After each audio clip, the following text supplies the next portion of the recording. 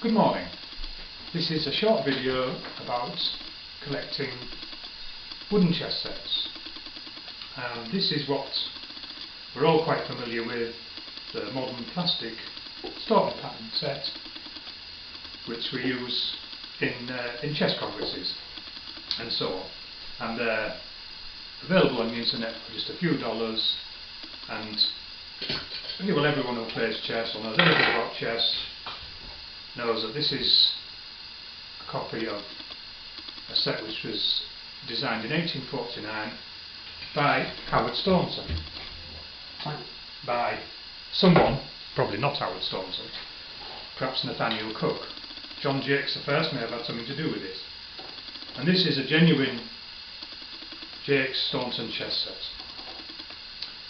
dating from about 1930, and people who collect these things know a great deal about the finer details of how the sets changed over the years and the slight differences that were made. And here we have the Jaques London stamp on the base that proves this is a genuine Jaques set. It also has a little crown stamp on one of the rooks and on one of the knights to indicate which is the kingside knight for the old-fashioned way of writing down the moves. So this set is about 1930, but they do date back to 1849, and I've got a damaged set here to show you, which of course if you start collecting chess sets you will soon come up against sets you want to buy but which have been bashed about in chess clubs or dropped on the floor or chewed by the dog or whatever happens to these things, and you will want to get it restored into as good a condition as you reasonably can without it looking too new. So there we are. Probably a bit pricey for most collectors, but certainly there are those who collect these things.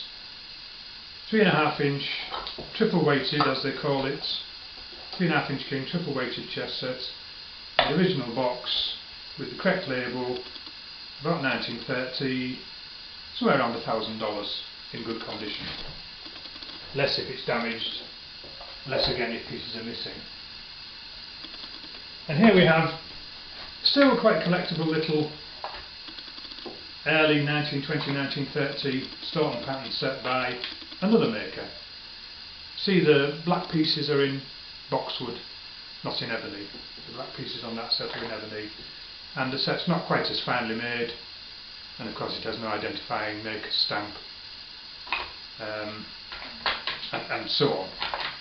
And although it's weighted, the weights are not quite as big, it's not quite as heavy, so that would be, oh, I don't know, somewhere between $30 and $100 in a slide top box like that.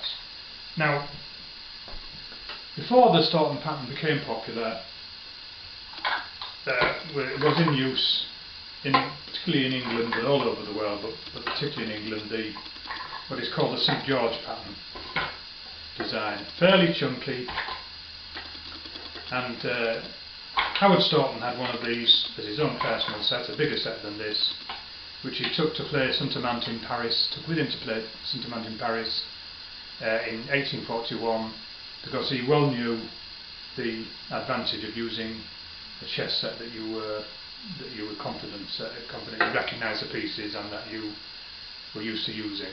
And he didn't want to use the Régence set, which the French were using, and very popular and used pretty well everywhere in the rest of the world. This is a Régence set. It's a nice looking set, a lot of them about, but as you can see, Queen, Bishop and Pawn are all very similar, and Howard Staunton didn't like that. And it's a good argument for confusion over the introduction of the Staunton pattern set. Some people think it might have been 1839, but it was in fact 1849, because Howard Staunton took his St George pattern set to France with him in 1841, and he would surely have taken a Staunton pattern set if he'd had one at that time, so they didn't exist then. The problem with the St George pattern set from Howard's point of view and a lot of other people was that you cannot see the pawns when they're in front of the pieces, they get blocked. And that's quite a problem when you're looking at a complicated chess position. So these sets are really quite collectible. People like them. They come in different sizes, different woods. This is a version of rosewood, but they do come in ebony as well. And of course the white side is normally in boxwood. They do get damage on the collars. They're not normally felted or weighted. Very occasionally are, but not normally.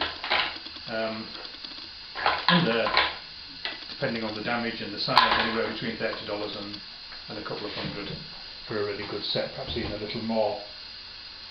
So these are Régence pieces. The set design that we used in the Régence chess club for quite a long time, and it's popular right throughout Europe. I mean, it really is, and in America as well. It really is one of the most popular chess set designs.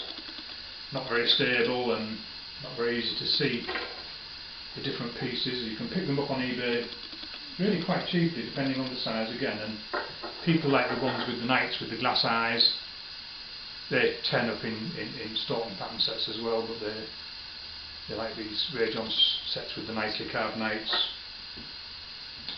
And here's a, you know, probably about 1920, 1930, with a fairly ordinary knight that looks like it could have come off a Staunton pattern set as well, a cheap Staunton pattern set.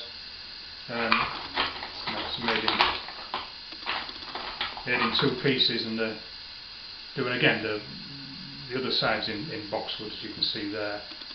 And the knight's heads do come off sometimes, but they're a nice enough little thing, and people like them, and they're still fairly cheap to collect, about $30, $50, something like that, depending on, again, on the date and the quality and the size and how fine the turning is and how complete it is, whether it's damaged or not. Then you have to make a decision on whether you're going to get it restored or not. Of course, that's one of the problems. Now here's a set which has come into the workshop to be restored, and this is a Jaques Staunton set, and it's an early set.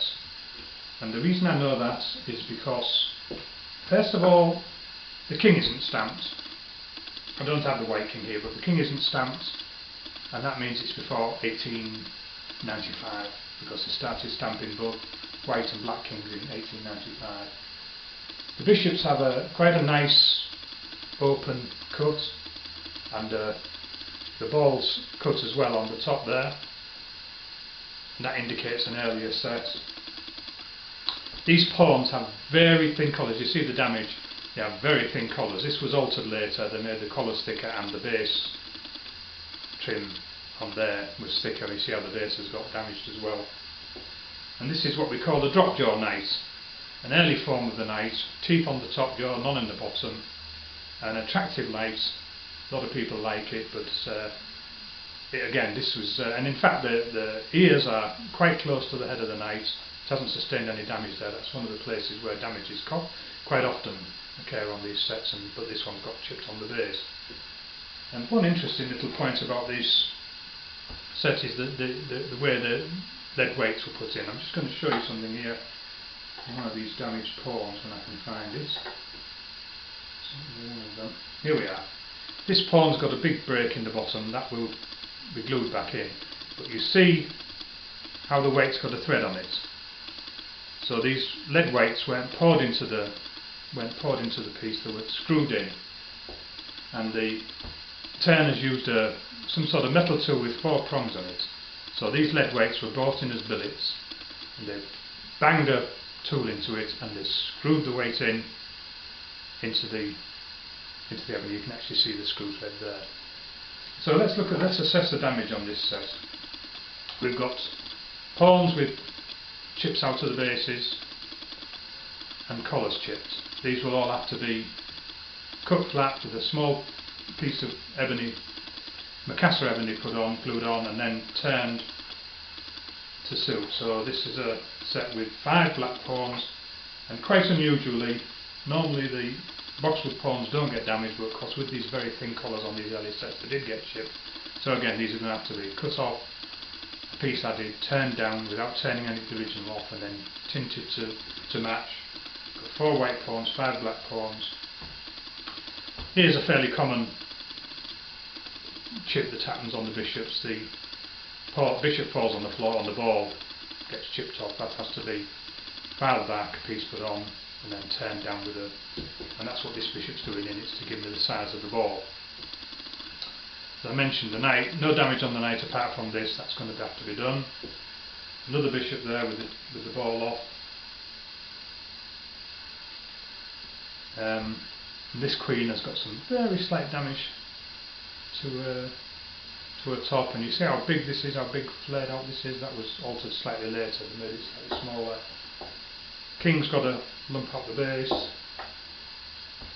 and this black queen's got some more damage. This will have to be filled and again carved or turned down to suit. So this would be fairly typical of the sort of damage you'd expect to see in a chess set which had been used in someone's home. If it had been a club set, you would expect to see it much dirtier and far more damage. And again, because of the high prices these brings, this is usually worth buying them if you can get them at the right price and having them restored. They come in different sizes. There's a smaller king and queen. It's a library size. This is a 3.5 or 4 inch size. And it rather depends what you want to collect. If you're going to collect, you can collect non-Jaques Stauntons very cheaply. You can collect Régence pattern sets very cheaply, get a nice range of those. St George sets are still not expensive unless you want the big ones. And what I'll do, I'll take some photographs of this set as I restore it, and I'll add a photo essay to this video on my website www.chesspy.com. Thank you.